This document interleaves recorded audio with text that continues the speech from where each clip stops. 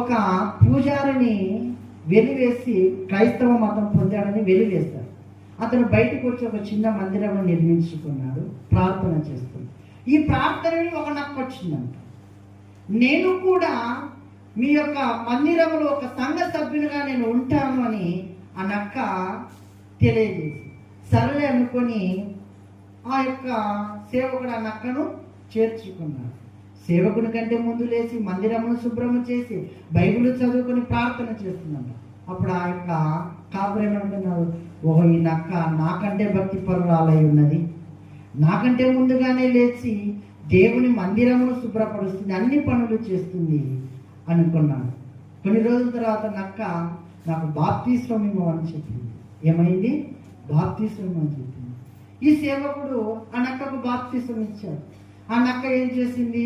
నేను క్రీస్తు యొక్క రక్తములో కలగబడిన నక్కను కనుక అనుకొని ఒక చెక్క శీలవను వడ్రంగి దగ్గరికి వెళ్ళి చెక్క శీలవను చేపించుకొని మెడకేసుకొని ఒక సంచి బ్యాగు పెట్టుకొని ఆ యొక్క దాంట్లో క్రీస్తు యొక్క కరపత్రములను పెట్టుకొని ఆ యొక్క సువార్త ప్రకటించుతూ ఉన్నది.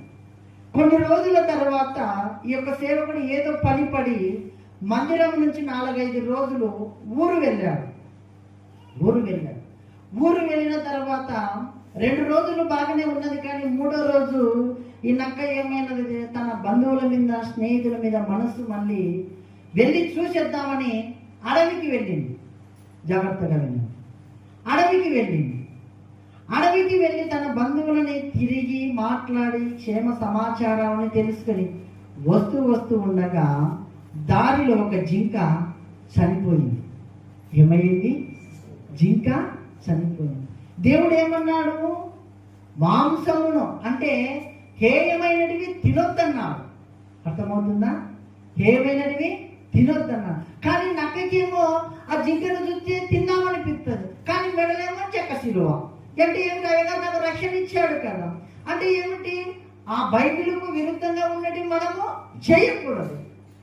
తిందామా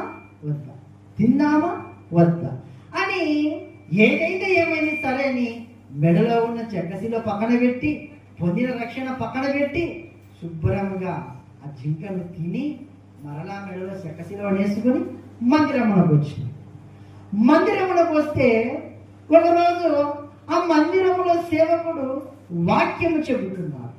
ఆ వాక్యము చెబుతుంటే ఆ నక్కకి నేను చేసిన పనంతా సేవకునికి ఎవరు చెప్పారు అంటే వాక్యము, దేవుని యొక్క వాక్యము ఆ నక్కతో సూటిగా మాట్లాడుతుంది.